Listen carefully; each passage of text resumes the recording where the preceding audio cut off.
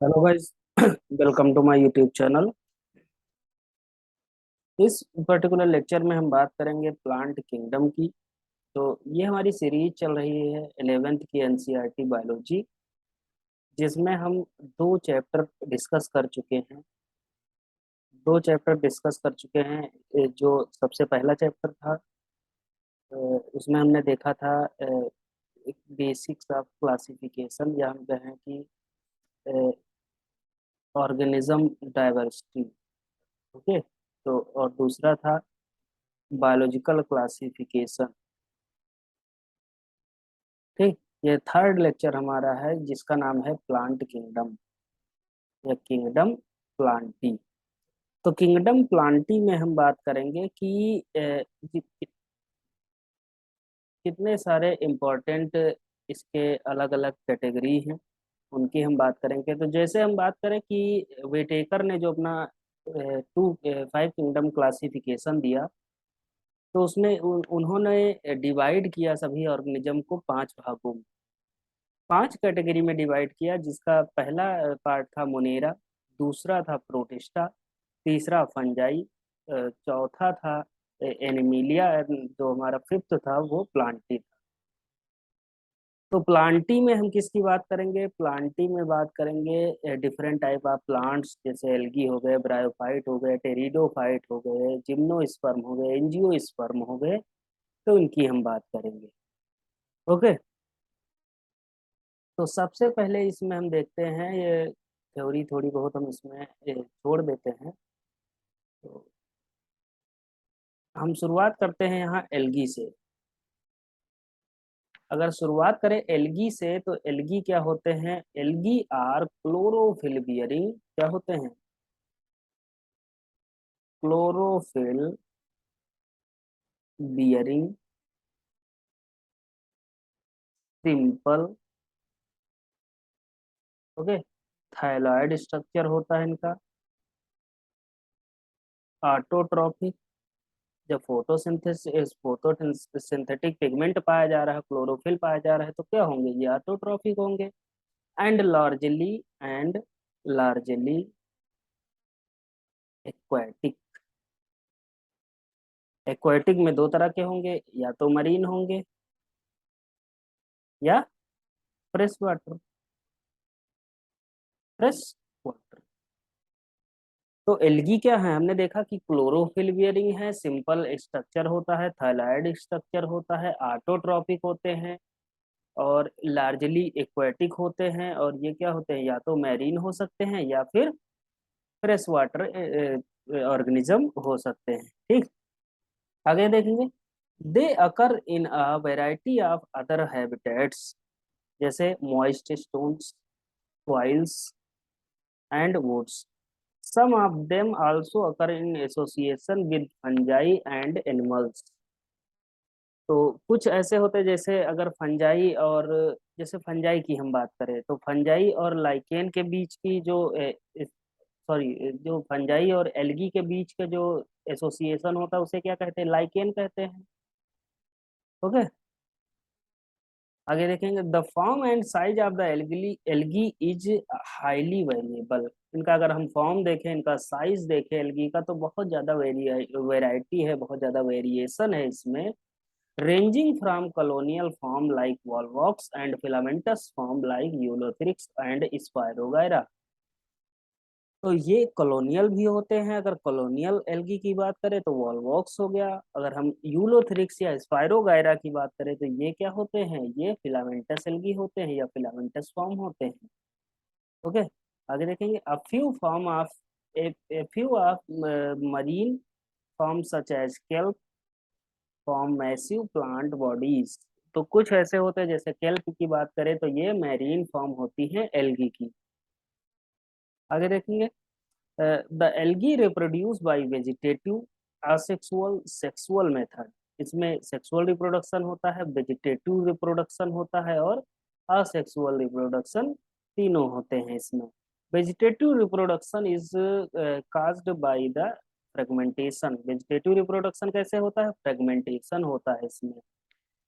आगे देखिएगा, each fragment develop into a thallus. अगर ईच सेगमेंट, अगर कोई एक एल्गी है उसका हम क्या कर दे, फ्रेगमेंटेशन कर दे, बीच से कट कर दे, तो ईच सेगमेंट उसका क्या बनाएगा, एक थैलॉइड का रूप धारण करेगा, और एक थैलॉइड क्या करेगा, एक न्यू इंडिविजुअल का फॉर्मेशन करेगा। ओके। हमने क्या देखा कि each fragment develop into the thallus. Asexual reproduction is by the production of the different type of spore. Asexual reproduction कैसे होता है, बाय द जू स्पोर। जो सबसे मोस्ट कॉमन एल्गी में जो स्पोर होता है, जू स्पोर होता है। ये फ्लैजिलेटेड हो, अगर फ्लैजिलेटेड है तो कॉमन सी बात है, अगर फ्लैजिला पाया जा रहा है तो ये मोटाइल होंगे। And on germination give rise to a new plant. तो जू स्पोर क्या होंगे, जू स्पोर में फ्लैजिला पाया जा रहा है जिसके कारण इसमें मोटिलिटी होती है, और ये क्या करते हैं, जर्मिनेशन करके नए इंडिविजुअल प्लांट का फॉर्मेशन करते हैं। Sexual reproduction takes place through a fusion of two gamete. जब सेक्सुअल रिप्रोडक्शन की बात करेंगे तो यहाँ क्या होगा, फ्यूजन ऑफ गमीट होगा। These gamete can be flagellated. ये गमीट क्या होते हैं, फ्लैजिलेटेड हो सकते हैं। And similar in size, similar in size. तो अगर सिमिलर इन साइज की बात करें तो यूलोथ्रिक्स में होते हैं। अगर नॉन फ्लैजिलेटेड नॉन मोटाइल की बात करें बट सिमिलर इन साइज, तो स्पायरोगायरा की बात करेंगे, है ना। स्पायरोगायरा में कैसा होता है, नॉन फ्लैजिलेटेड होता है, अगर फ्लैजिला पाया ही नहीं जा रहा तो क्या होगा, नॉन मोटाइल होगा। ओके, तो ये किसमें, नॉन मोटाइल नॉन फ्लैजिलेटेड किस में पाया जाएगा, स्पायरोगायरा में। यूलोथ्रिक्स में फ्लैजिलेटेड होता है और सिमिलर इन साइज होता है। तब इसे हम क्या कहेंगे कि ये है मोटाइल का मीट है, और ये किस में पाया जा रहा है, यूलोथ्रिक्स में पाया जा रहा है। सच रिप्रोडक्शन इज कॉल्ड आइसोगैमस। इस तरह का जो रिप्रोडक्शन होता है उसे कहते हैं isogamous. Fusion of two gamete dissimilar in size as in species of Eudorina, Eudorina is termed anisogamous. कुछ ऐसे गमीट्स होते हैं जो डिफरेंट इन साइज होते हैं, साइज शेप में डिसिमिलर होते हैं, तो ऐसे रिप्रोडक्शन को हम क्या कहेंगे कि ये क्या है, एन आइसोगैमस रिप्रोडक्शन है। Fusion between one large and non-motile female gamete and a smaller motile male gamete is termed as oogamous। जब कोई लार्ज, है ना, देखिए यहाँ कॉम्बिनेशन क्या बनेगा, लार्ज, लार्ज हो, non motile, non motile and female gamete plus small motile male gamete. तो इस तरह के कॉम्बिनेशन को हम क्या कहते हैं, oogamous। क्या कहेंगे, oogamous। तो oogamous टाइप रिप्रोडक्शन किस में होता है, वॉल्वॉक्स में होता है, फ्यूकस में होता है। ओके। अब ये देख लिए थे, ये क्या है, ये सेल्स हैं, जैसे ये कॉलोनियल फॉर्म हमने देखा, जैसे वॉल्वॉक्स हो गया तो इस तरह के कॉलोनियल फॉर्म में होता है। स्पायरोगारा की बात करें तो ऐसे फिलामेंटस फॉर्म में होता है।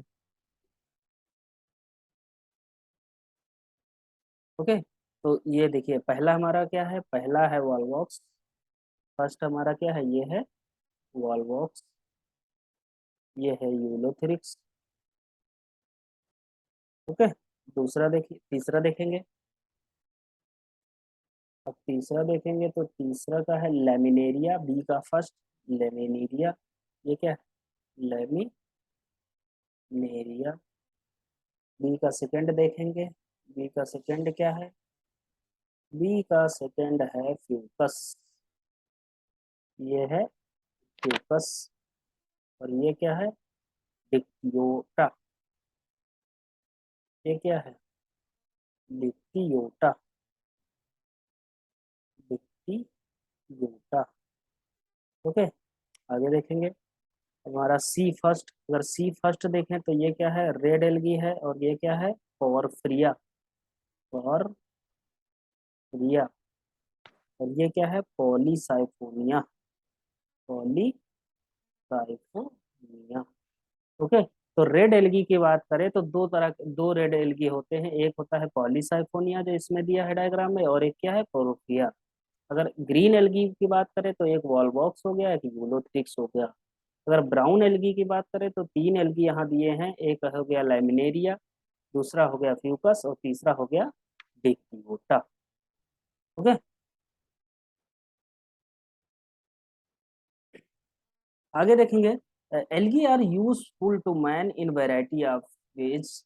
बहुत ज़्यादा वेरिएशन है कि various type of algae man के लिए बहुत ज़्यादा यूजफुल होती है।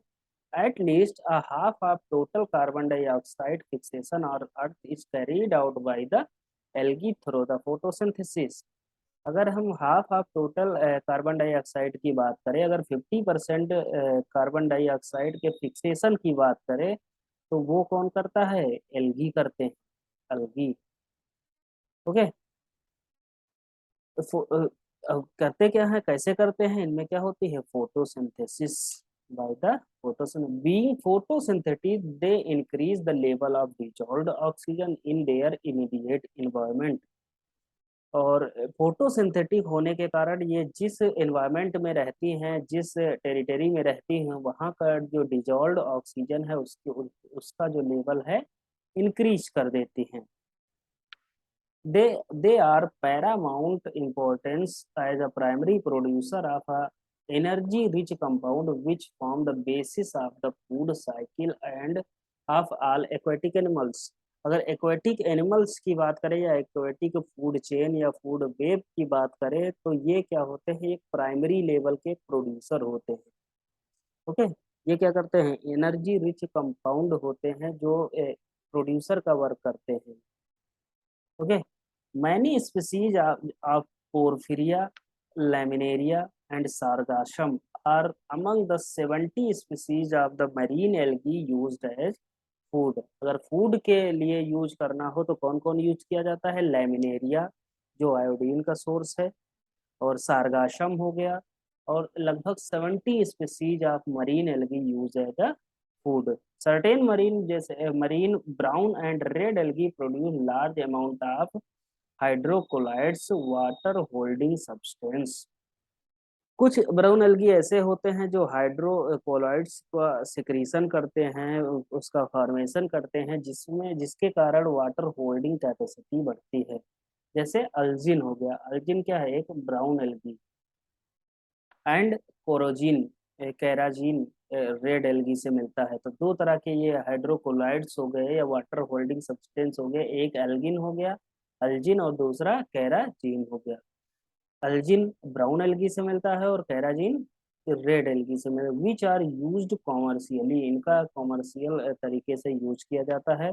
Agar one of the commercial product obtained from the gelidium, gelidium and gracilaria, दो एल्गी होते हैं जो बहुत ज़्यादा इंपॉर्टेंट होते हैं, जिनसे क्या निकलता है?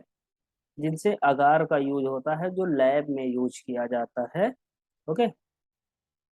और अगार का यूज क्यों होता है? क्योंकि जो जैसे बैक्टीरिया का प्रिपरेशन होता है, तो उसके लिए फूड का वर्क करता है, ताकि माइक्रोब अच्छे से ग्रो कर पाए। Okay. Chlorella, a unicellular algae rich in protein and used as a food supplement even by space traveler। जो स्पेस ट्रेवलर होते हैं, एक फूड सप्लीमेंट की तरह यूज करते हैं किसका? क्लोरेला का। ये भी क्या है? बहुत ही इंपॉर्टेंट एक एल्गी है। The algae are divided into three main classes: chlorophyceae, phaeophyceae and rhodophyceae. तो नेक्स्ट लेक्चर में हम बात करेंगे एल्गी के क्लासिफिकेशन की, जिसमें हम तीन मेन क्लासेस की भी बात करेंगे। क्लोरोफाइसी, जिसमें क्लोरोफिलस एल्गी पाए जाते हैं; थियोफाइसी, जिसमें ब्राउन एल्गी पाए जाते हैं; रोडोफाइसी, जिसमें रेड एल्गी पाए जाते हैं। ओके, तो इस लेक्चर में इतना ही। अगर लेक्चर पसंद आया हो तो अपने फ्रेंड्स को शेयर करिएगा, चैनल को सब्सक्राइब करिएगा, वीडियो को लाइक करिएगा। Okay, thank you.